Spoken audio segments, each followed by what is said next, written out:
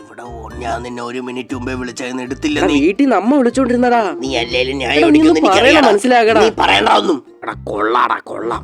എടാ എന്തരടാ, നമ്മളൊക്കെ വിളിക്കുമ്പോഴല്ലേ നിനക്ക് എടുക്കാൻ താമസമുള്ളൂ. അളി ഹരി, ഈ സ്വഭാവം ശരിയാവൂല ഏട്ടാ.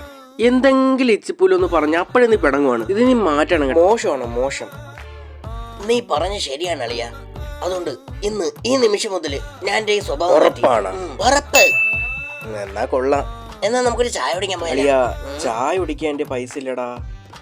ഓ അല്ലേലും നമ്മളൊക്കെ വിളിക്കുമ്പോഴല്ലേ എനിക്ക് പൈസ ഇടാൻ മടിയുള്ളൂ. ഞാൻ പോണു.